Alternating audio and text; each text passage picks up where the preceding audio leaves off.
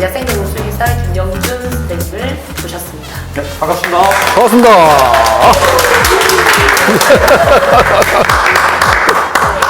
조금 전에 어설프게 설명드렸는데 지금 하시는 일을 좀 소개해 주시겠어요? 전 지금 일하는 곳은 그 국립생태원이라는 데 있습니다. 잘 모르시고요.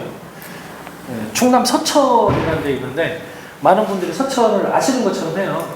서산 가서 연락 주세요. 거기 이제 국립생태원이라는 데서 그 동물관리연구실이라고 있습니다. 네. 저희도 이제 동물원이 있어서 동물원을 지금 책임지고 있습니다. 생태원은 굉장히 많은 일을 해요. 이제 야생 생물과 관련되어 있는 여러 가지 연구조사, 기후변화 관련된 것도 조사를 하는 그런 부분도 있고, 또 법적으로 우리나라 자연환경의 상황이 어떤가에 대한 모니터링, 또 환경영향평가 들어보셨을 거예요. 네. 개발하려면 네. 환경영향평가 확인해야 되거든요.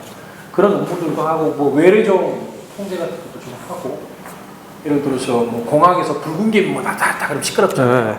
그런 생물들도 저희들 대응하고, 유트리아 이런 것들도 이제 대응하고 뭐 그런 것들도 좀 하고요. 이제 경북 영양에는 멸종위종 보건센터라고 해서 멸종위기종으로 지정되어 있는 동물들에 대한 이제 전략 같은 걸 이제 세워서 환경부에 그런 것들을 좀 제안을 해주는 그런 일도 좀 하고 있고, 또 저희는 연구 전시의 파트로 놓고 보면, 전시 같은 경우에 이제 아까 말씀드린 것처럼 저희는 큰 그 전시 시설을 좀 가지고 있어요. 이제 보통은 이제 동물원이 이제 시설이 크잖아요. 네. 여기는 동물들이 주로 있고 식물들은 사실 이제 배경으로만 많이 있는데, 저희들은 동식물원을 같이 있다고 생각하시면 돼요. 그래서 생태원이라고 이야기를 하고 있고, 그러니까 식물과 동물을 같이 전시하는 시스템이고, 이런 것들을 이제 풀어내기 위해서 전시 해설 시스템들을 가동하고, 또 한켠에서는 이제 교육도 이제 뭐 유치원생들 교육도 좀 하지만 뭐 전문가분들 교육하는 것들까지 포함해서, 그래서 생태 관련해서는 국내에서는 가장 큰 기관이라고 보시면 됩니다. 그 여러 파트 중에서 저는 전시 쪽에 동물 파트를 일단 하고 있습니다. 100만 평방미터, 그러니까 1평방킬로미터라고 생각하시면 되고요. 꽤 넓습니다. 예. 그래서 상당히 많은 야외 공간들을 가지고 있고요. 근데 이제 야외 공간은 주로 이제 우리나라 야생 식물로 많이 차 있어요. 그러다 보니 이제 일반 식물원에 비해서 약간 메리트가 좀 적죠. 왜냐면 일반 식물원과 같은 경우 외래종들도 많이 들어와가지고 화려하게 보이는 게 좀 필요한데, 화초 같은 건 굉장히 화려하거든요. 근데 저희 이제 그런 면은 조금 좀 작아요. 네. 대신에 이제 저희는 에코리움이라는 공간을 또 하나 갖고 있습니다. 그래서 거기는 이제 5대 기후관들을 가지고 있어서 열대에서부터 극지까지 가지고 있어요.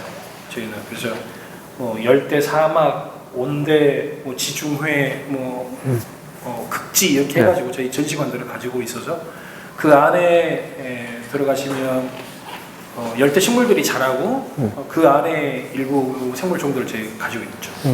그런 형태니까 좀 병합돼 있다고 생각하시면 돼요. 가보고 싶죠? 네. 아무래도 국립 아직도 안 오셨다고. 네. 거기 못 가봤습니다. 원래 금강하구 전체를 다 개발하려고 했어요. 왜냐하면 대중국 무역하고 상관해서 다 개발을 하려고 했는데 군산의 외향을 먼저 개발을 했죠. 근데 사실은 이제 그쪽에 그 군산 외향에서 남쪽으로 더 내려가면 거기가 새만금 구역도 있고, 네. 개펄 다 매리방도 아실 테고. 금강하구의 북쪽에 있는 게 이제 저희 쪽인데, 거기에 이제 거기 바로 앞에 유구도라는 섬도 있는데 굉장히 유명한 섬이 하나 있습니다. 작은 섬인데 이 그 도요물대 새들의 어마어마한 기착지 중에 하나거든요. 그래서 이제 서천군에서는 우리도 개발을 해달라, 군장으로 개발을 하려고 했는데, 장을 모르시겠구나. 서천군에 장항읍이 있습니다. 네. 예전에 그 장항읍. 재련소가 있었던 네. 곳인데, 그래서 거기도 이제 개발하려고 했는데, 어쨌든 과거 정부에서 결정을 내리고 개발보다는 보존 쪽으로 가자. 대신에 국립기관들을 좀 몇 개 좀 만들어 보겠다. 그래서 저희 이제 국립생태원도 그래서 이제 들어온 거고요. 저희 바로 옆에 이제 쌍둥이 기관처럼 되어 있는 해양수산부에서 만들어 놓은 해양생물자원관이 또 따로 있어요. 예. 양쪽 기관을 방문하시면 할인도 해주세요.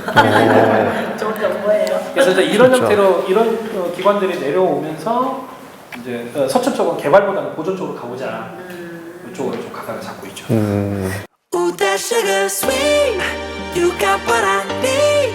Sipping on the potion, all that good emotion. 김태원에 어떻게 들어가서 갈 수 있어요? 시험을 보시면 똑똑해야 되는 거. 아니 그렇진 않습니다. 어떻게 해야 돼? 아무나 치면 되는 거예요? 예. 저희 기관은 지금 이제 정규직은 한 350명 정도 있고 오, 또. 이제 저희 공무직으로 이제 계시는 분들이 또 300분 정도 넘습니다. 그래서 이야. 저희 전체적으로 거의 한 700분 가까이 지금 유지가 되고 있거든요. 정기적으로 매년 채용을 계속 하고는 있어요. 근데 계속 막 늘릴 수는 없는 것은 연도별로 뭐 차이는 있지만 일반적으로 하는 그런 과정들을 거칩니다. 뭐 서류 보고 뭐 인적성 시험 보고 인적성? 인성 적성 인성이 나쁘면 인성 좋습니다. 또 경우에 따라서는 이제 실무 시험 볼 수도 있고 그렇게 해서 이제 면접까지 올라가시면 이제 면접 보고 나서 들어가시면 될 수 있어요. 시청에 근무하시다 오신 분들도 계시고요. 그러니까 요즘 그러니까 어느 정도 그 자기 분야가 좀 있어야 되긴 하지만 또 이런 게 있습니다. 그러니까 연구든 교육이든 또 전신 쪽이든 간에 자기가 좋아서 하는 것만 하겠다라면 자기 연구소에 있어요. 대부분 국가기관이나 공공기관이 그렇습니다. 그러니까 내가 좋아하는 거, 내가 이게 전공이다 그러면 이 전공만 할 수 있느냐. 뭐 생물학 전공하시는 분이 교육에 가서 강사 분들 관리하는 업무를 하실 수도 있고. 그러니까 이거는 조직에서 맡겨준 대로 거의 가서 비슷하네. 일을 해야죠. 보통 해주니까. 네. 아, 내가 내 것만 할 거야 할 수가 없죠. 왜냐면 우리 다양한 업무들을 해야 되고 또 시대에 맞게 예를 들어서 요즘 이제 기후 변화와 관련되어 있는 생물상의 모니터링 같은 거 계속 이야기 나오거든요. 물론 거기에 이제 전공하신 분들이 이제 잘 추진하셔야겠지만 그럼 새로 다 뽑을까요? 있는 사람들 너는 필요 없으니까 나가쇼. 당신들은 이제 더 이상 업무 안 봐. 나가쇼라고 할 수는 없잖아요. 같이 힘 모아서 배워가면서 있죠. 새로 채용회에서 들어오신 분들이 많은 경험들을 가지고 있으면 좋겠지만 어떤 분들이 들어올지 모르거든요. 요즘 이제 블라인드 테스트라고 해서 이게 장단점이 있습니다. 그러니까 우리는 당장 이 업무들을 좀 더 빠른 속도로 깊이 있게 일을 추진하고 싶은데 그렇게 해서 TO를 만들어서 사람을 뽑기 때문에 이쪽 분야의 전공자분이 되도록이면 오셔가지고 같이 하시는 거를 봐가지고 일하는 사람들이 있잖아요. 왜냐면 숙련도가 있으니까 된단 말이죠. 근데 이제 그런 사람들을 뽑게 되면은 그럼 다른 사람들은 어떻게 하느냐? 나는 거기 가서 난 충분히 배울 수 있다라고 이야기하시는 분이 있을 수 있거든요. 근데 이러한 문제들 그리고 이제 과거에 채용비가 워낙 많았잖아요. 서로 간에 되도록 많은 걸 가리고 이야기를 해요. 출신 학교 어딘지, 그 고향은 어딘지, 성별까지는 못 가리겠지만 서류 면접에서 성별도 빼버릴 수도 있거든요. 심지어 뭐 몇 년생인지 이런 것도 볼 필요가 없잖아요. 그러니까 예를 들어서 기관에서 35세 이하로 이야기를 한다면 이게 35세인지 29살인지 저희 알 필요가 없거든요. 그러니까 가면 갈수록 이렇게 블라인드를 통해서 객관을 시키려고 노력을 하는데 한켠에서는 이렇게 옳기는 모르는데 다른 한켠에서는 전문가를 골라낼 수 있는 채는 또 사라져요. 심지어 저 같은 경우에도 면접 들어갔다 면접 못 보고 나오는 경우도 있거든요. 다 알아가지고. 그러니까 이런 사람들 빼고 저거 빼고 그러면 사실 이 분야를 모르시는 분들이 와서 엉뚱한 질문을 하실 수 있어요. 그러니까 블라인드 채용이라는 게 장단점이 이제 그런 형태로 나타나긴 해요. 근데 그럼에도 불구하고 들어오는 분들을 우리가 경력직으로 뽑지는 않아요.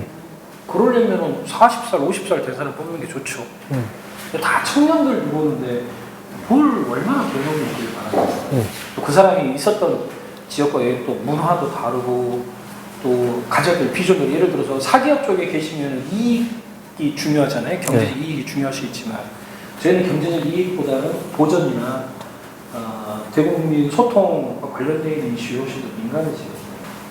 이제 그런 차이들이 계속 어쨌든 있기 때문에 그분들이 들어오시면은 저희들은 많은 기대를 해요. 그러니까 뭐 많은 걸 준비하고 들어오시는 거는 해주시면 좋은데 그렇게 되기는 어려울 거예요. 또 젊으신 분들이 그러면 어떡해?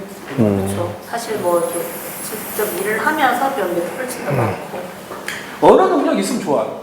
음. 근데 언어 능력 없다 그래서 이제 안 되는 세상이 아니잖아요. 네, 그렇죠.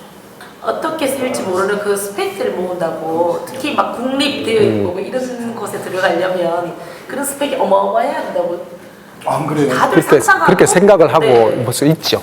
일반적으로는 보통 사람들이. 그러니까 그것들 심지어 학교로 공개를 안 하는 가장 큰 이유도 학연 지연이 낄 수 있어서 그런 거예요. 네. 다만 이렇게 자기소개서가 나가더라도 어디에서 근무했다 근무지 같은 다 가려요. 네. 저랑 일하시는 분이 저희 실에서 지금 한 36분 정도 같이 일을 하시는데 전문학사분들도 계시고요. 거의 뭐 서울대급 나오신 분도 있고 같이 직원도 같이 일해요. 네. 그러니까 자기가 얼마만큼 도전을 많이 하는가. 네. 그러니까 뭐 어느 학교를 졸업했는가 이런 것도 물론 운도 있어야죠. 당연히 운도 있어야죠. 시험이 쉬울 때 들어오면 대부분 많이 뽑을 때 들어오면 쉽긴 한데 근데 예, 분명 운도 있긴 있어야 되는데 여전히 자기 노력이 있어야 되는데 그 노력이 반드시 국영수는 아니다. 그런 생각이 있거든요. 그러니까 그것도 또 조금 이따 말씀을 드리겠지만 작년 12월 30일을 우리가 앞으로 기억해야 될 거라고 많은 분이 이야기를 하시거든요. 챗 GPT 3.0이 공개되는 시점입니다. 아마 올해 하반기에 가면은 그 4.5가 공개되는 걸로 알고 있어요. 완전 다를 겁니다. 세상이. 그래 또 달라지면 난 어떻게 살까 싶은데 그러니까 그러한 환경 내에서 무슨 대학교를 나왔고 뭐 수능 점수를 몇 점 받았고 그것이 정말 중요할 거냐. 예, 색깔이 다양해야 된다는 저는 생각을 해요. 근데 거기에 가장 중요한 포인트는 뭐냐면 도전 정신과 창조력이 있어야 돼요. 창의성. 그게 그러니까 내가 해보려고 하는 노력들이 계속 있어야만이 아무리 시키면 뭐 하겠어요? 안 하는 거예요. 일 굉장히 잘해서 성과 잘 내는 분인데 주변 관계가 많이 안 좋아요. 자기밖에 모르고. 저 친구는 약간 일은 좀 더디고 살펴봐 줘야 될 게 많은데 직원들 생일도 챙겨주고 직원들한테 고민이 있으면 술도 같이 먹어주고 아침에 인사성도 받고 분위기를 활기차게 만들어줄 직원이 있단 말이죠. 그럼 누구랑 일하실래? 그 정해져 있어요.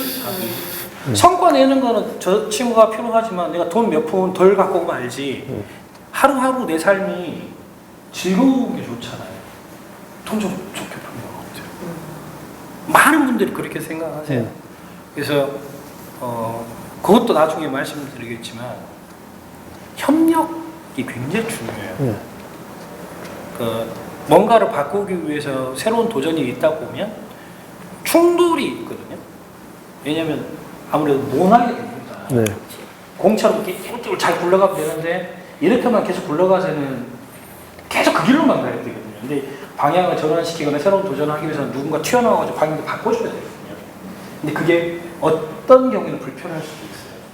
근데 그거를 굉장히 심하게 불편해버리면은 절벽으로 떨어질 것이고 이게 적당한 수준에서 이게 새로운 자극들을 줄 수 있는 그런 모남이라고 할까요? 그런 거는 조직에 굉장히 큰 도움이 되죠. 그러니까 거기 기본 베이스는 이거예요. 하모니예요. 얼마만큼 잘 어울리고 부드럽게 잘 나갈 수 있는 공감하는 인간 이런 게 굉장히 중요하지. 뭐 저 사람 때문에 우리가 오 A 맞았어 뭐 이렇게 되죠. 네, 그러게요. 그러니까 궁극적으로 필요한 거는 내가 뭐를 할 때 행복할 것이냐를 찾는 과정들이 필요한데 그 과정들은 다 스킵해놓고 그러니까 너는 뭐든지 될 수 있는 그 중간 어디 지점까지 무조건 좋은 포지션을 먼저 가 있어야 된다고 자꾸 주장하거든요. 근데 실제로 거기에 가기까지 에너지값이 너무 심해요. 그러니까 가장 쉽게 말씀드리면 그런 거죠. 그러니까 좋은 대학을 졸업하고 기타 스펙트를 좋게 만든 그 지점까지 가는데 인생이 너무 많이 시간이 걸려요. 근데 거기 가가지고 그제서야 나 뭐하지? 이 생각을 한다고 하죠. 그 고점에 뭔가 내가 가 있어야 선택지가 많아질 수 있다고 생각하니까 그렇지. 맞아요. 그럼 서울대를 졸업해놔야 왜냐면 제가 이전에 서울대 일을 좀 해서 서울대 다닌 게 아니고 서울대에서 아주 서울대 명함 파가지고 돌아다니는 일을 좀 한 적이 있는데 실제로 그래요. 그러니까 지자체 내려가 나서 이렇게 서울대 명함 하나 던지거나 이런 일을 하러 왔습니다 그러면 굉장히 쉽게 풀려요. 그러니까 그런 걸 너무 많이 하는 것 같아요. 그렇죠. 같은 값이면 왜 좋죠? 무슨 자제분이 있으시죠? 없으세요? 없습니다. 죄송합니다. 저는 있습니다. 서울대 갔어요. 어떠실 것 같아요? 좋죠. 저도 우리 애가 하고도 졸업했으면 좋겠어요. 네, 되도록이면. 네. 근데 그게 목표는 아니라는 거죠. 공부는 때가 있다라고 이야기해서 저는 꼭 그렇게 생각 안 하거든요. 공부 늦게. 그 말 좀 문제가 있는 것 같아요. 공부에 때가 있는 건 네. 그때마저도 잘못 알고 늦게. 있어요. 그러니까 내가 뭘 공부하고 싶은가를 알아내는 과정이 저는 훨씬 더 중요하다고. 그렇죠. 그렇게 하고 그때부터 내가 원하는 거를 찾으면 공부하고 깊게 들어가도 되고요. 그보다 더 중요한 거는 대체 왜 하려고 하는 거냐에 대한 질문을 정작 그 아이들한테 던지냐는 거예요. 공부를 대체 왜 하냐는 질문을 안 해주잖아요. 좋은 대학 나와야 신세가 풀린다고 하는데 저 좋은 대학 나와서 신세 꼬인 애들도 많이 봤어요. 저는 지금 나온 이 고민들이 1년 내내 여러분이 오셔도 계속 우리는 네. 이 질문들을 던질 수밖에 없는 처지일 것 같습니다. 그런 길을 자꾸 찾아가보자 마련한 자리고요. Ooh, that sugar sweet. You got what I need. Sipping on the potion. All that good emotion. 선생님 어떻게 수의사를 선택하셨나요? 어렸을 때 생물을 좋아했어요. 생물을 어떻게 좋아했냐면 아버지가 낚시 좋아하셔서 맨날 붕어 잡아 오셨거든요. 붕어 잡아왔는데 살려서 가지고 오면 아버지가 드시기 전에 그리고 어렸을 때 뭐 물고기 좀 잡으러 다니고 뭐 생물하고 좀 가까웠던 것 같아요. 근데 이게 저희 때 정보가 많이 없었잖아요. 뭐 신문이었으니까 해봐야 다. 고등학교 1학년이 딱 되니까 그 생각이 들더라고요. 뭐 먹고 살지. 생물이 좋은 것 같긴 한데 생물학자가 어떻게 먹고 산다는 이야기를 못 들어봤어요. 아니 뭐 그렇지. 생태를 연구를 한다는데 저거서 어떻게 먹고 살지? 뭐 이런 고민이 있는 거예요. 대체 뭐지? 한번 생각해보니까 수의사를 하면 이것도 하고 저것도 할 수 있을 것 같고 먹고 사는 것도 될 것 같아요. 수의대를 가면 괜찮을 것 같은데? 지금 수의대도 사실 제가 알기로는 좀 경쟁도 많고 이제 원하는 학생들도 많아졌거든요. 멋있어 보이잖아요. 뜨는 직업 중에 네, 또 뜨는 하나가 직업 됐고 중에 그런 지가 하나인데 오래됐고 보통 이제 선택이 그러니까 반려동물, 가축, 가축, 대동물까지. 네, 가축 이렇게 가는데 야생동물을 위한 수의사는 거의 사실 본 적이 없거든요. 저는 네. 이거 처음이에요. 감사합니다. 네. 그러니까 돈 내려면 귀한 사람. 반려동물로 가야 될 것 같은데 어떻게 이제 이렇게 야생동물 쪽으로 저는 원래 이제 대동물을 했었어요. 대동물 큰 거. 저는 원래 이제 젖소 네. 전공이었어요.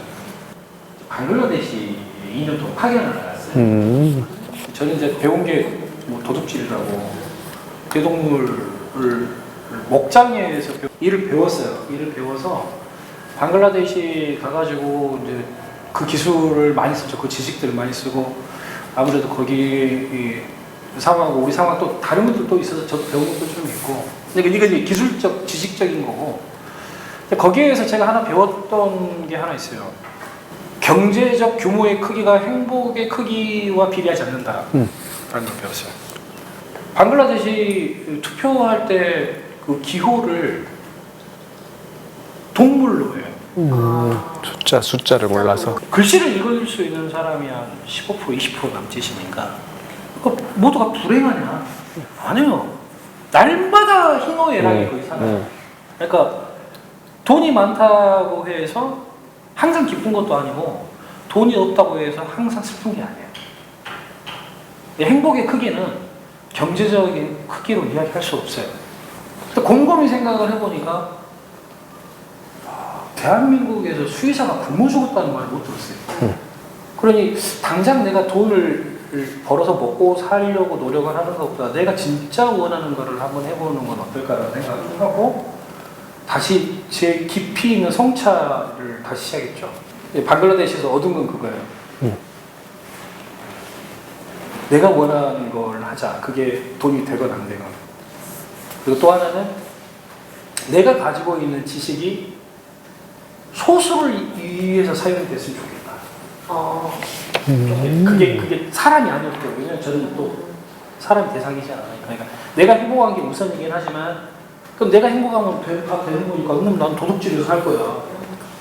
내가 행복하니까 나 사기칠 거야. 그러면 안 되잖아요. 되도록이면 대중의 이익에 부합해야 돼요. 그 대중 중에서도 되도록이면은 소수자를 선택할 수 있는 길이 있었으면 좋겠다는 생각을 했고 그러다 보니 다시 제 과거들을 이렇게 보는데 그 대학교 동기가 갑자기 술 먹다가 그 이야기를 하더라고요. 또 학교 다닐 때 야생동물 좋아했잖아요. 근데 그게 망치로 그 친구는 그냥 던진 말이었겠지만 망치로 머리를 한번 때렸어요. 근데 많은 소위대생들이 그 생각 많이 해요. 야생동물 하겠다는 생각을. 근데 이제 엄청 많아요. 엄청 많아요. 근데 이게 이제 현실이란 벽으로 가게 되면 먹고 사는 길이 없기 때문에 어려워요. 공부할 게 많고. 그때 이제 우리나라에 이제 구조세 되는 시스템 자체가 없었을 때니까 그냥 저를 도와주신 분들이 몇 분 계세요. 이제 그러다가 서울대에 잠깐 있고 서울대 교수님 도움으로 이제 야생동 의학을 배우려면 아무래도 우리나라에 사는 사람이 워낙 없어서 결국 이제 미국 쪽으로 나가요. 뭐 학위를 하러 간 건 아니고 동물원에 가서 동물원 의학을 배우고. 근데 재밌는 건 뭐냐면 제가 목장 생활 이후에는 돈을 벌어본 적이 없어요. 근데 미국 가서 살아야 되잖아요. 또 그 와중에 호주 가가지고 또 돈 까먹고 영어 배운다고 와가지고 청소만 하고 왔습니다. 그러다 이제 미국 갈 때도 그 교수님이 자기 마일리지 싼 거 줘가지고 근데 이제 한국에 있던 학교 선후배분들이 돈을 작출을 하셔가지고 한 달에 얼마씩 제 통장 뽑아줬어요. 저 돈도 하나도 없는데 굶어 죽을 수 있다. 오, 잘 사셨네요. 평소에. 통장에 돈을 뽑아주면 제가 2002년도에 미국에 있었는데 그 돈으로 아마존, 이베이 이런 데에서 중고 서적을 사보기 시작했어요. 왜냐하면 서적이 비싸요. 20만 원, 30만 원 이러니까 이걸 제값 주고는 못 사니까 중고 서적 사서 보고 이제 그러면서 제가 지식을 쌓았죠. 그러면서 제가 가졌던 생각은 뭐냐면 지금 내가 가지고 있는 지식은 공공재라고 여전히 생각을 해요. 그럴 수밖에 없는 게 제가 그걸로 배웠잖아요. 그 사람들의 도움으로 배운 거잖아요. 그러니까 제 지식은 제 게 아니에요. 사회에 환원해야 되는 지식이기 때문에 계속 공개하고 풀이로 풀고 이렇게 해야 되는 거죠. 그게 상도덕에 맞는 거죠. 제가 갑근세를 마지막 그러니까 제가 96년도에 내보고 2010년도까지 갑근세를 안 냈어요. 일을 안 했다는 거네요. 그쵸. 15년? 15년 가까이 직장이 없었어요. 그러니까 알바. 그러니까 내 전문성을 가진 알바로 먹고 산 거죠. 그러다가 이제 나중에 이제 구조센터에다 이제 취업을 해서 이제 가는 거고요. 그러니까 남들이 지금 보면 뭐 분위기만 들어가고 좋겠네라고 생각하지만 말씀드린 대로 10몇 년 동안 저는 직장 없이 살았어요. 그냥 알바 인생이죠. 불안하죠. 예를 들어서 결혼해서 살면 당연히 돈들이 계속 발생하잖아요. 애를 낳았을 때도 직장이 없었으니까 그런 길이 지금의 나를 만든 건데 보통은 왜 그 고민 다 없이 처음부터 지금의 모습을 만들기 위해서 그 과정은 다 빼고 그 과정이 스스로 선택하거나 이런 시간 다 빼고 부모들이 선택하거나 또는 스펙 쌓기로? 스펙 쌓기로 채워가는? 단축시켜서 이렇게 해버리는 것 같아요. 그렇게 돼버리니까 어쩌면 그렇게 스펙 쌓고 하면 지금 이 자리에는 금방 도착할 수 있을지 몰라도 지금 선생님 가지고 있는 자부심이라든지 행복감이라든지 이런 걸 찾기가 굉장히 어렵지 않을까 생각합니다. 제가 가지고 있는 격언 중에 하나가 뭐냐면 이렇게 남들은 잘 인정하지 않지만 제가 어디 책에서 봤는데 그 앉아먹고 있는 모든 과정의 합은 항상 결과보다 크다. 와, 모든 과정의 합은 항상 결과보다 크다. 네. 그러니까 우리는 결과를 보지만 그 결과를 만들기 위해서 좌충우돌 하면서 거의 갔잖아요. 예. 그 좌충우돌 하면서 우리는 항상 성공만 하지 않아요. 굉장히 많은 실패들을 해요. 근데 그런 실패들이 있기 때문에 자갈밭에는 맨발로 가면 안 된다는 게 배우는 거거든요. 근데 자갈밭을 맨발로 안 가본 사람은 자갈밭에 정말 위험한 상황이 발생해서 자갈밭에 맨발로 가버릴 수도 있어요. 네. 우리는 어설프게라도 가봤으니까 그걸 가면 발바닥 닦아줘. 아는 거죠. 그래서 이게 결과가 어떻게 될지는 모르지만 그 과정들의 합은 항상 결과보다 커요. 결과가 아무리 커도 그 결과보다 더 커요. 그러니까 과정을 굉장히 좀 중요하게 봐야 해요.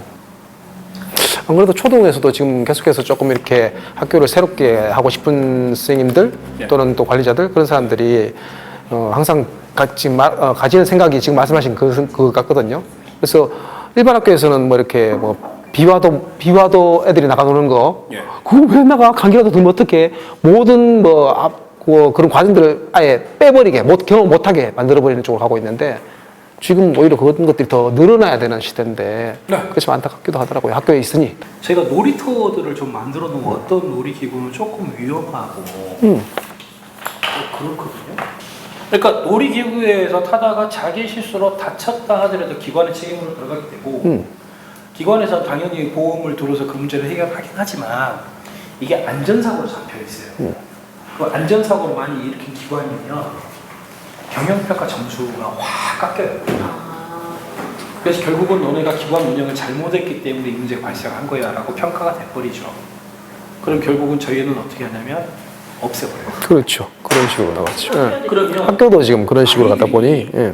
아이들이 도전할 수 있는 기회를 못 가져요. 제가 어디서 글을 하나 봤었는데 뉴욕시에 있는 공원인데 폐전자 장비를 걸거든요. 냉장고, TV, 선풍기 이거를 그 안에다 다 집어넣었는데 그 안에 애들이 드라이브하고 드릴 정도만 갖고 들어갈 수 있어요. 어른이 못 들어가요. 그러니까 위험한 놀이터가 애들의 안전성을 저는 올려준다고 분명히 생각을 하는데 근데 저희 그렇지 않죠. 그래서 애들이 위험에 노출되어 보지 못해요. 더 큰 문제가 맞아요. 도전할 수 있는 기회를 안 주는 것 같아요. 맞아요. 그게 자꾸 생략돼 버리다 보니 갈수록 애들이 무슨 뭐 창의성이고 뭐고 생길 수가 없는 구조로 가는 것 같아요. 예. Ooh, that sugar sweet. You got what I need. Sipping on the potion. All that good emotion. 야생 조류 충돌 방지 이런 일이 맞아. 많은 아까 곳에 열심히 닦으시라고 닦으시면 안 되는데. 예, 그런 충돌 방지 요즘은 좀 이렇게 상식적으로는 각본이 있거든요. 예. 이렇게 전국적으로 퍼지기까지 근데 큰 선구자 역할을 하셨다고 들었는데 이게 어떻게 선구자는 밑밥을 깔았죠. 밑밥을 어떻게 그러셨는지. 근데 저는 이제 야생동물 구조센터에 한 4년 정도 일을 했어요.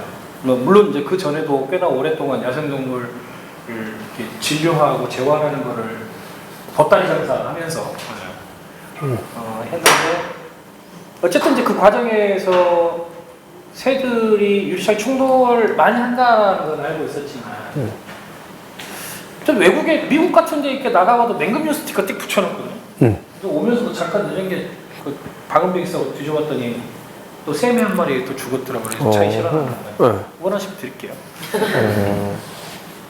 멸종위기 2급이에요. 죽었어요. 천연기념 거예요. 근데 저는 어렴풋하게는 알고 있었는데 규모적 수준에서는 몰랐어요. 사실. 그리고 이제 아까도 말씀드린 것처럼 외국에도 전부 다 맹금류 스티커 붙여놔요. 우리나라만 붙이는 게 아니라 이게 다 그렇게 미신이거든요. 이게. 네. 뭐 드라큘라는 뭐 안을 시연한다. 그런 거 비슷해요. 예. 근데 저도 그렇게 알고 있었어요. 그러니까 의심을 안 해본 거죠. 원래 모든 거는 설마 이 정신이 항상 있어야 되는데 제가 이 정신을 아마 그때는 발휘를 못했어요. 그러다 이제 생태원을 왔는데 생태원에 새로 만들었는데 마을 이름은 생태원이라는데 유리가 너무 많은 거예요. 유리가. 그러고 있는데 이제 직원분들에게 연락이 들은 거예요. 오늘 저기서 새 한 마리 충돌하고 죽었다는 거 우리한테 신고 들어왔다 어쨌다라고. 그래? 그래서 이제 정보를 찾아보게 되면서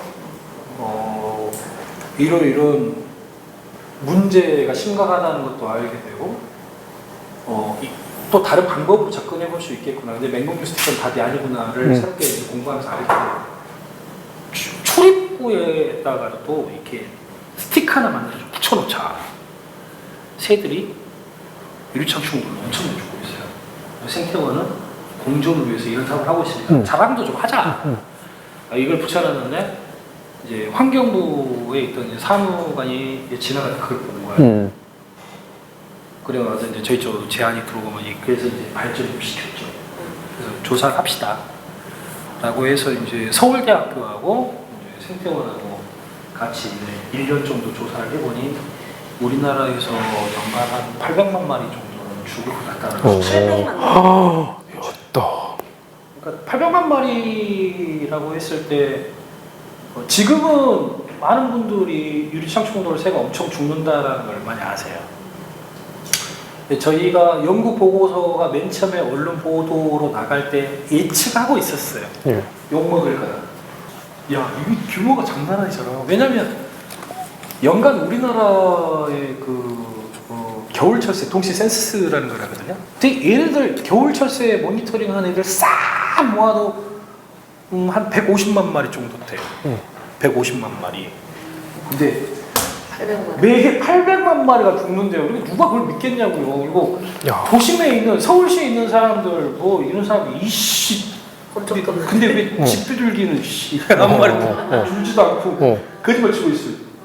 하루에 한 2만 5천만 2만 5천 마리 좀 2만 더 넘는데. 이야, 하루 죽는 게. 미국이 통계 수치로 한 3억 5천에서 9억 9천 마리. 우와.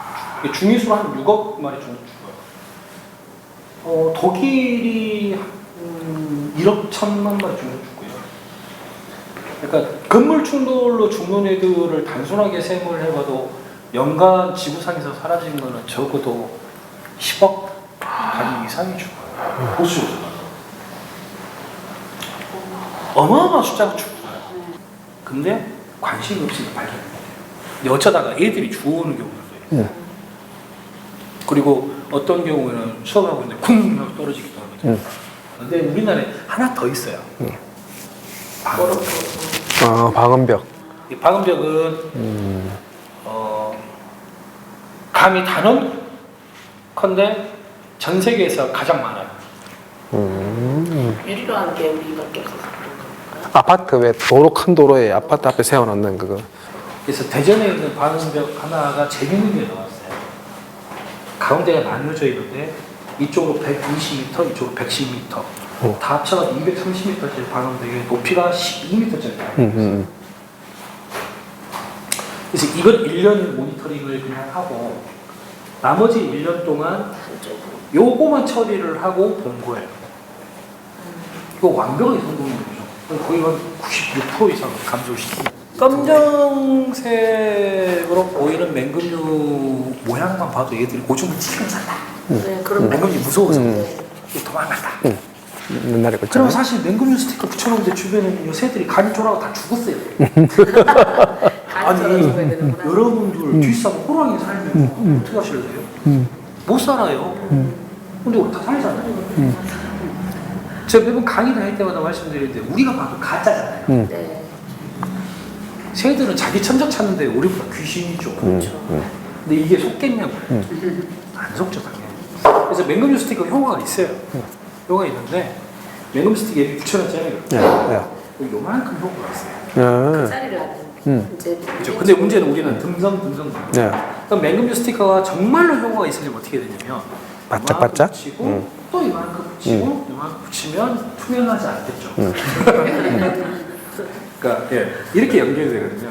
그래서 어떤 문양이건 제 얼굴을 찍으셔가지고 스티커로 만들어서 붙여놔도 안 와요. 기분이 안 좋아서 안 오시고. 그래서 얘들이 그쵸 깜짝 놀라겠죠. 뭐야. 그래서 새들이 그러니까 새들이 죽는 이유는 두 가지예요. 하나는 이제 투명해서 죽는 거고요. 옆에 이렇게 보시면 거울처럼 빛나는 것들이 있잖아요. 네. 이게 적외선 때문에 그걸 쓰거든요. 열 차단 그렇죠. 때문에 그걸 쓰는데 그걸 로이율이라고 합니다. 그런 규칙으로 문양들이 들어가면 돼요. 그러니까 어느 정도가 가장 타당할까라고 생각해 본 게 이제 그런 형태로.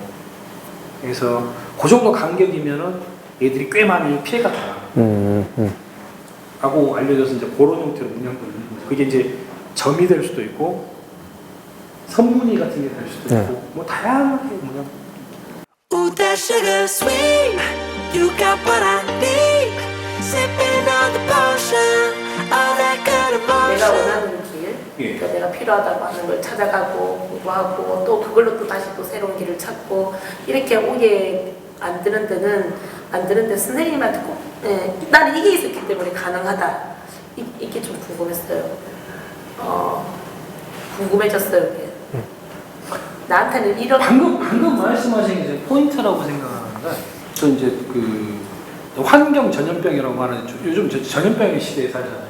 연세가 좀 있으신 분들에게 강의를 하러 한번 좀 간 적이 있어요. 질병에 대해서 다들 겁내요.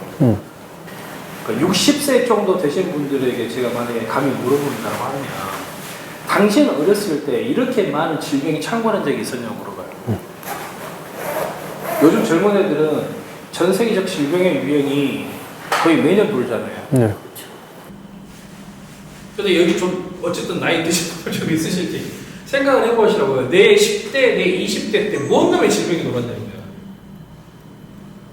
새로운 질병 별로 없었어요. 근데 지금은 질병의 홍수 속에 살고 있죠. 호모사피엔스가 출현했던 그 시점 자체도 지구상에 어마어마하게 많은 수의 호모 종들이 다른 종들 유사가 엄청 많았거든요.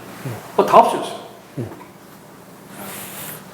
뭐 가깝게 인도네시아 호모 플로렌시스라는 녀석도 있었고 뭐 네안데르탈인도 한 4만 년 전까지 살아있었는데 사라져버려. 그러니까 우리의 유사 종들을 우리가 죽여서 없앴는지 아니면 우리만 살아남았는지는 모르겠는데 어찌됐건 다 없어졌죠. 근데 우리만 남았는데 또 우리가 살던 지역이 아프리카였잖아요.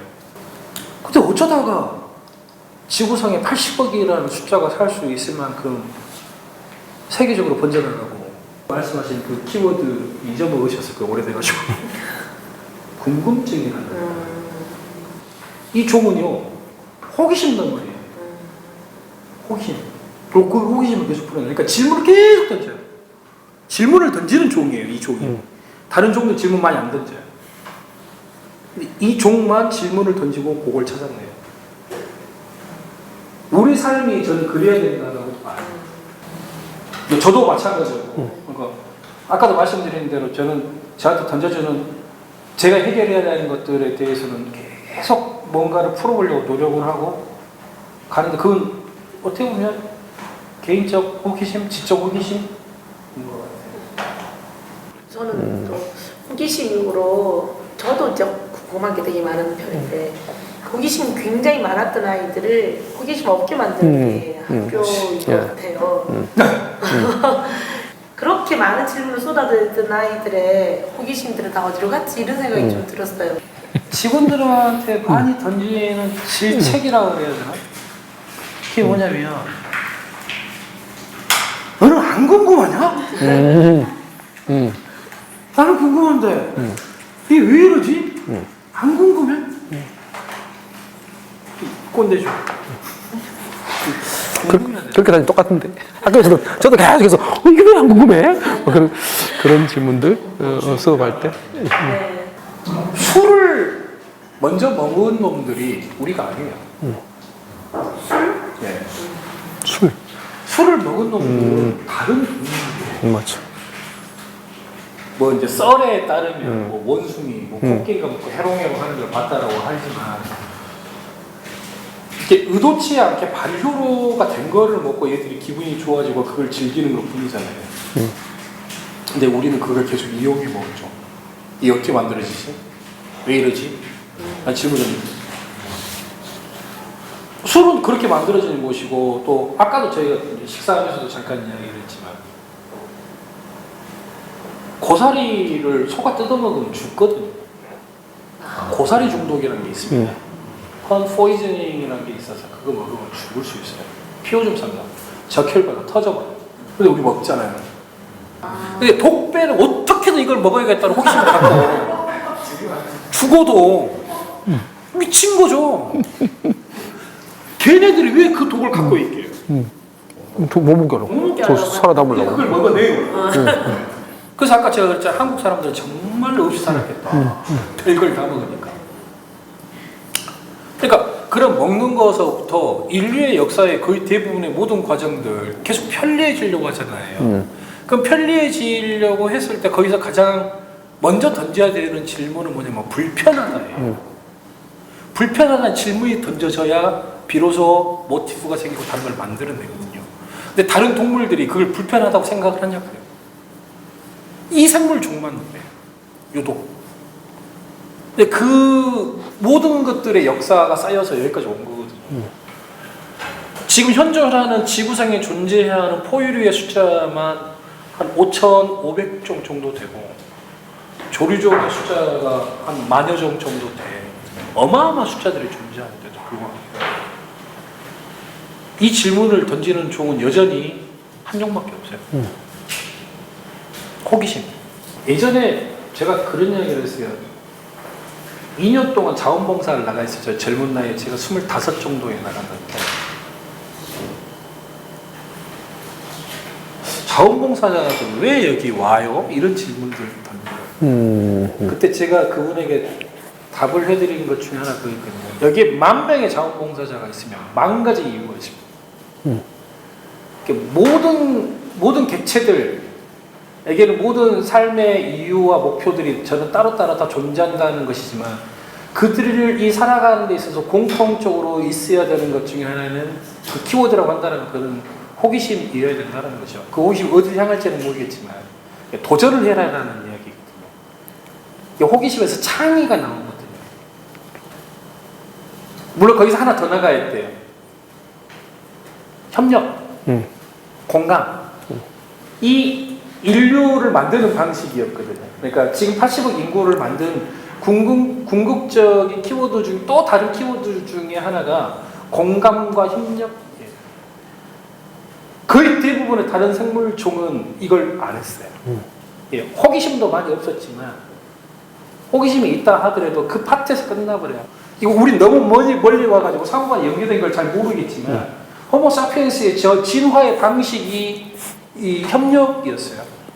인공지능의 사회에서 인공지능이 앞으로도 뛰어넘지 못할 일들이 여기에요. 미래 사회는 어떻게 구현이 될까라는 고민들이 굉장히 많아요. 왜냐하면 너무 빠른 속도로 큰 스텝으로 올 거라고 예측을 하고 있었고 그렇게 왔어요. 지금 아이들이 살아가야 될 시대 길게 봐서 한 20년 볼게요. 20년 이후에 애들이 살아가야 될 시대를 지금 우리가 감히 예측할 수 있냐고요.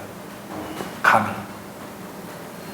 근데 그럼에도 불구하고 아무리 주판을 내놓고 제가 계산해봐도 답은 결정되어 있어요.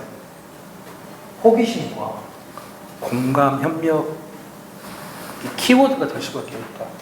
더 이상 뭐 많이 하는 거는 이제 의미 없는 시대로 가버렸다. 그렇게 돼버렸거든요. 이제 뭘 더 알고 싶어요? AI가 답변해 줄 텐데. 우리는 질문만 하면 돼. 근데 어떤 질문을 던질 것인가에 대한 기술이 있냐는 거예요. 그리고 연고대, 이게 좋은 대학교? 작년 출생아 수 몇 명이에요? 20만 명. 24? 네, 25만 명 깼겠죠. 30만 명 깼다는 게 엊그제예요. 근데 20만 명 이하로 이제 줄어드는 애들일 텐데 걔네들한테 뭔 놈의 성적을 이야기를 하냐고요. 그리고 그 많은 지식들은 이제 의미가 없어질 텐데. Ooh, that sugar sweet. You got what I need. Sipping on the potion. All that good emotion. 그래서 새로운 길을 찾는 사람들 첫 번째 손님으로 모셨는데요. 뭐 그게 새로운 길이어도 좋고 아니어도 상관없습니다. 이걸 보는 모든 사람들이 우리의 각자의 길을 찾는 게 저는 새로운 길이라고 생각하는데 저희가 너무 똑같은 길을 누군가가 만들어 놓은 똑같은 길을 아무 생각 없이 쫓아가고 있고 그걸 끌고 가고 있는 건 아닌가라는 고민에서 이제 이런 자리를 마련했기 때문에 그 누군가의 길은 모두 다 새로운 길이라고 생각을 하는데 선생님의 길은 지금 어디로 가고 있는지 그리고 저희가 공식 질문 한번 만들어 볼까요? 내일 너 죽는다 또는 너 인생 한 달밖에 안 남았다라고 이야기를 들었을 때 어떤 생각이 들어? 별로 후회가 없어요. 남는 것도 별로 슬퍼하지도 않아요. 물론 이제 직업이 그래서 죽음이 너무 가깝게 항상 있는 사람이어서 그럴 수도 있겠는데 별로 삶에 미련이 없어요. 그냥 할 만큼 하고 있는 것 같아요. 내일 죽어도 괜찮아요. 아이도 어느 정도 컸고 중학교 2학년만 컸지 뭐. 제가 이 나이 먹고 어디 뭐 이제 노선을 또 바꿔 또 다른 일을 하고 그러기는 너무 늙은 것 같고 별로 이제 미련이 없어요 삶에. 후회 없는 길을 가시면 네, 그냥 한 달 있다 죽어도 괜찮을 것 같아요. 네, 좋아요. 괜찮아요. 저도 우린 자꾸 길을 만들어서 가야 된다고 생각을 하는데 뭐 저는 그 자리에 머물러도 상관없다고 네, 생각해요. 여기까지 와도 감사한데. 네. 그냥 저는 그런 생각을 많이 바꿨으면 좋겠어요. 계속 그러니까 아까 똑같은 길도 문제지만 늘 우리를 고속도로처럼 만들어서 끝없이 가야 된다고 생각하는 것 같기도 하거든요. 그게 우리를 너무 피곤하게 만들고 있는 것 같고. 그렇습니다. 가볍게 좋은 답변 얻으려고 질문하셨는데 갑자기 죽는다 그래서 죄송합니다. 네, 후회 없는 길을 가고 이제 첫 번째 손님이셨습니다. Ooh, that sugar 네.